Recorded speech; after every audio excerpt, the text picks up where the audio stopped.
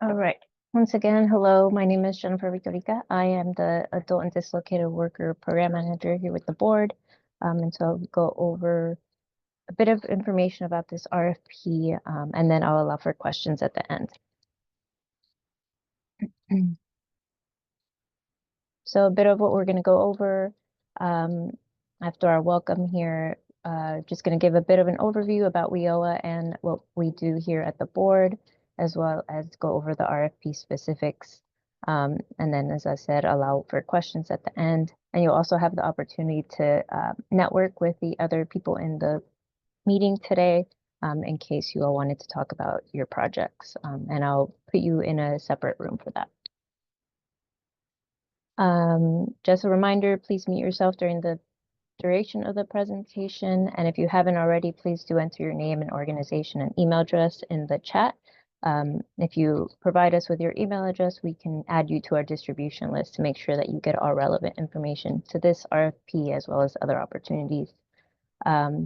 After this bidders conference, you'll also have the opportunity to send in additional questions. So we'll be accepting questions through February 20th at 5 p.m. And then all questions that have been received by that time will be added to the Q&A, which will be posted on our website as an addendum.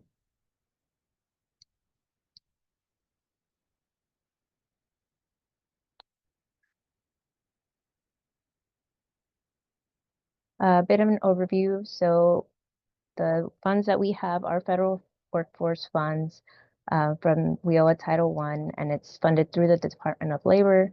Then it's passed down through the state of California, through the Employment Development Department, and to the local areas. The Alameda County Workforce Board is one of the 2 state designated workforce boards in Alameda County, the other being Oakland Workforce Board, which oversees the city of Oakland. And then the ACWDB establishes services through frontline services to equip adults, dislocated workers, in school youth and out of school youth with career readiness services, including training and other post-secondary options. So I'll go into more of the specifics of this particular RFP. And also to say that ACWDB does cover all of these different sub-regions, but this RFP will specifically focus on the North Cities and Tri-Valley. And so you'll see here the cities are included within those 2 areas, and they're in bold. And I'll also note that Tri-Valley does include the unincorporated area of Sunol. So a little bit more about this RFP. So the services that we are establishing through this RFP will go from July 1st, 2025 to June 30th, 2029. And we're really looking for services that would be specific to the needs of both job seekers and employers within these 2 subregions. So those services should be flexible and available throughout the subregion, meaning that it wouldn't be available just within a particular service location or center, but really engaging with the communities of those subregions out in the places where the job seekers and employers are. So whether that's through partnerships with libraries or community centers or places that the communities are already in, we really want that flexibility to be available through the services of the selected career service providers. And so then we also expect partners to be kind of worked into the services. And those partners should really be mindful of the services that are needed in that particular subregion.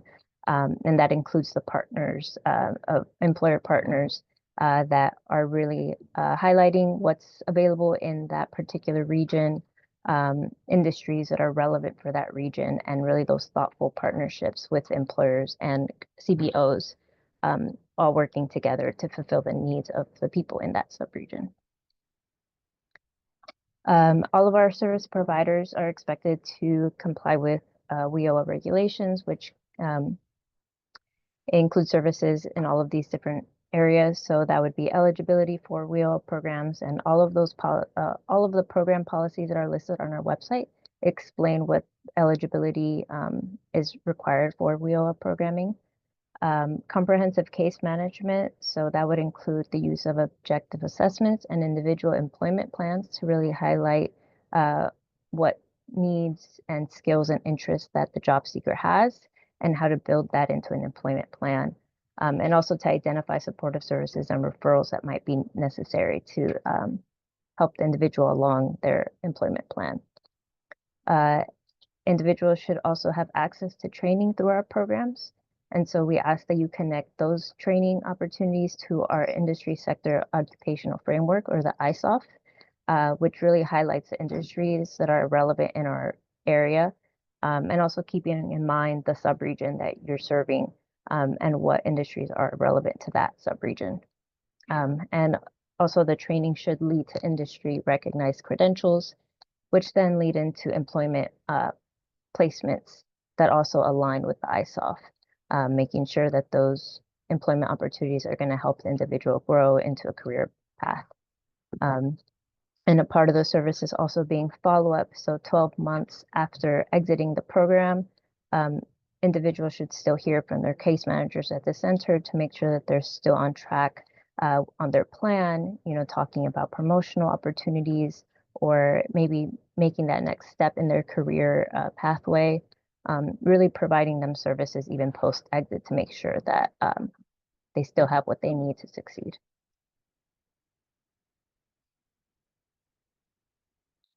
So for this RFP opportunity, 2 providers will be selected, 1 for each subregion, and the funding is dependent on the subregion. So you'll see here how much funding we're expecting for each of the subregions. These funding numbers are based on our current allocations, but these are subject to change depending on how much funding we receive for the next program year. So part of the services that we're expecting is also the on-the-ground outreach and really meeting job seekers where they are. So kind of what I was saying earlier about being out in the community, not expecting someone to come into a center, but really being out there and letting people know what services are available for them. Also, any employer partners should be fully engaged and ready to support placement goals.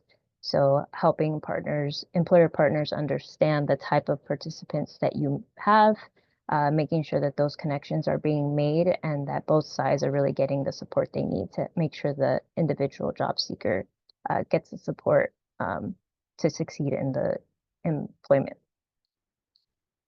Any community organizations that you partner with should also be tuned into your activities and really complement the services available for referrals or warm handoffs between organizations is really what we're looking for to make sure that the participants are fully supported. Performance and data management is a big part of what we do. And we base our performance goals on the 3 main questions, which are how much did we do, how well did we do, and is anyone better off? We also track all data on the state-mandated system, CalJobs, where we really keep track of all the activities that are being done,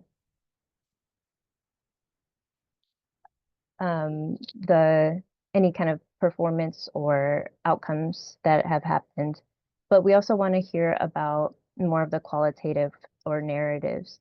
We want to know success stories. We want to know what's kind of happening on the ground.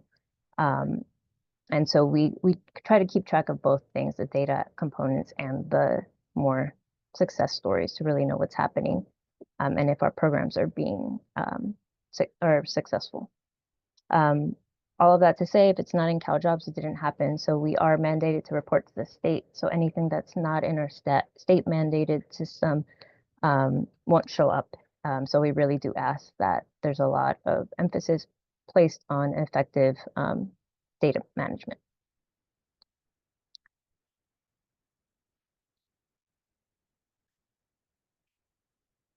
As far as eligible organizations, so nonprofits, community-based organizations, for-profit, educational institutions, and partnerships, collaborations are all eligible to apply. We will be making a change to the RFP that was released to include clarification on the fact that any organizations that put in an eligible bid and was already reviewed as part of the other RFPs that we released in 2024 are not eligible to apply for this funding. And so that change will come out with the addendum that you'll see on the 24th, along with the Q&A. Another qualification is small, local, and emerging business. So there is a program through Alameda County which identifies these SLEB organizations that are that can actually receive a 5% bid preference if you are certified at the time of your bid. The Alameda County Workforce Development Board is not the certifying entity, but we do obtain this information through your bid to determine whether you can get this bid preference. I'll also note that there are organizations that are exempt from this requirement. If you are not SLEB, then normally you would have to subcontract with a SLEB participating entity, and that entity would need to get 20% of your total budget funding. But if you're one of the exempt organizations listed there in bold, you are not required to subcontract with a SLEB organization. Again, ACWDB is not the certifying entity, so if you need more information on this program, you can visit the website listed here, or you can give a call to the number that's on the screen. And also this PowerPoint will be shared as part of the addendum. A quick RFP timeline. So we are hosting these virtual sessions today, having hosted one this morning and today at 2 o'clock. Any questions that we receive either through the bidders conference today or between today and the 20th will be posted by the 24th in the Q&A document. We'll also be posting this PowerPoint and the list of participants to these bidders conferences. Proposals will be due March 7th at 5 p.m. And you can email those PDFs to acwdb@acgov.org. And as well, we will require 3 hard copies by March 14th that should be mailed or delivered to our office. So we do need both of these elements by the dates listed to be able to consider the bids. So we'll need the PDF by March 7th, and we'll need the hard copies by March 14th to be able to consider a bid. We expect award announcements and onboarding and training to happen between April and June of this year. These dates may be subject to change, but all in all, we expect contracts to start by July 1st, 2025.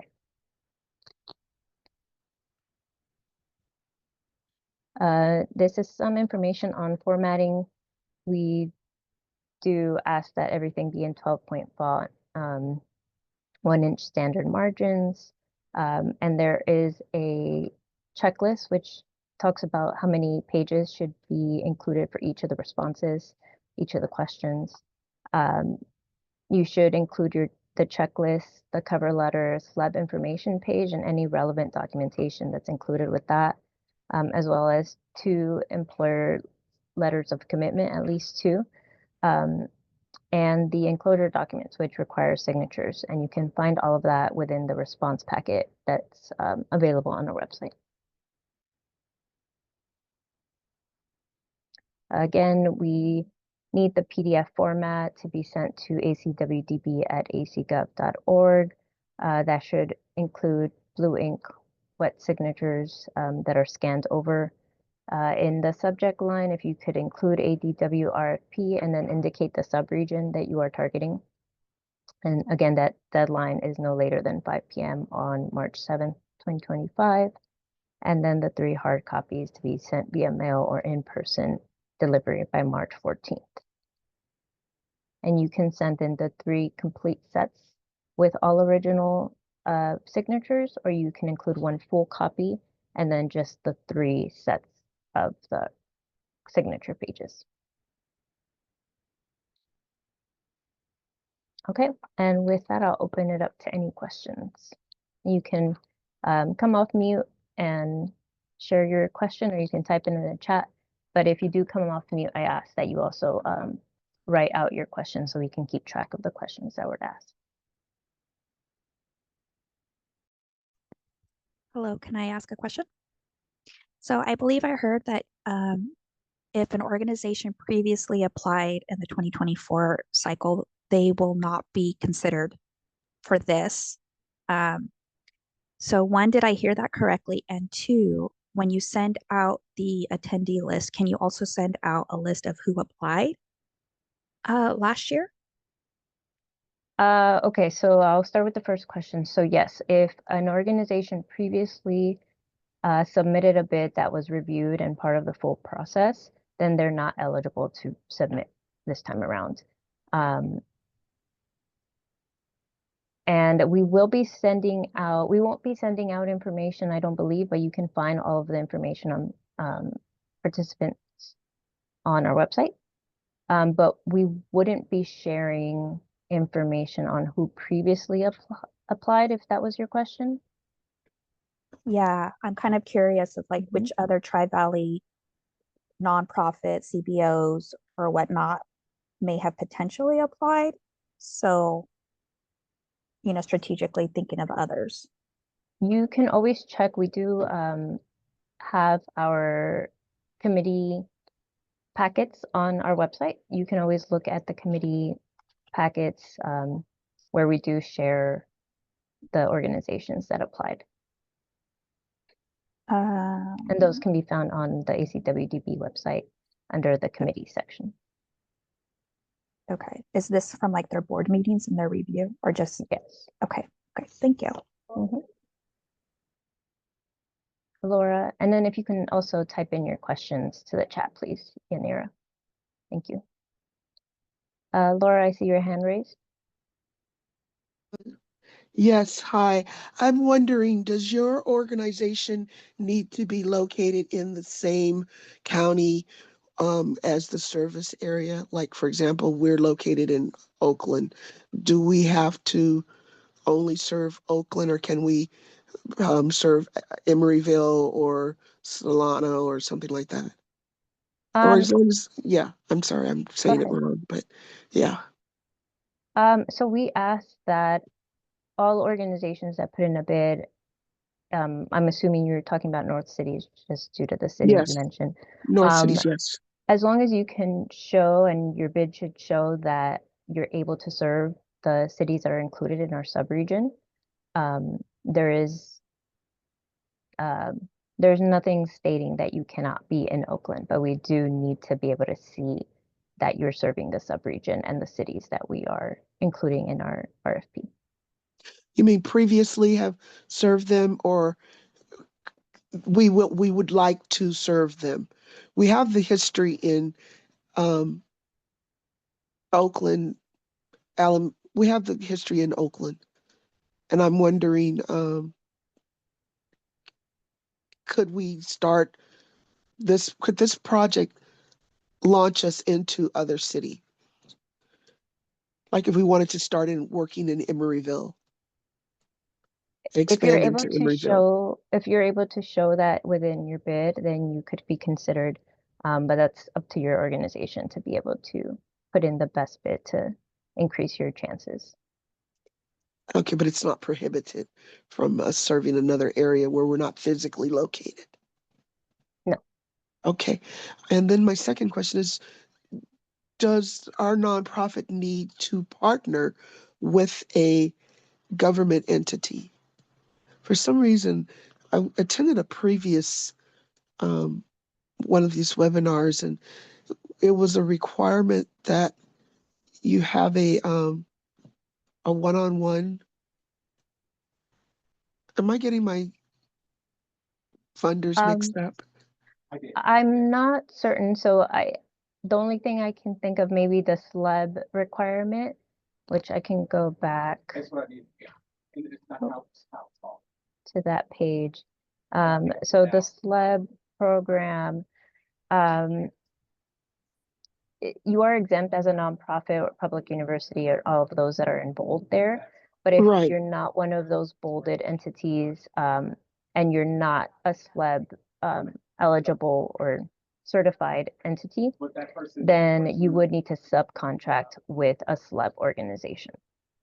Okay. Mhm. Gotcha. All right. Well, thank you so much. Those are helpful. Thank you. And if you can also type in your questions into the chat, please, so that we are able to track. Okay, sure. Thank Thank you. Okay, any more questions? Put this up to- Okay, so I am going to open up the breakout rooms in case you all want to have that networking time.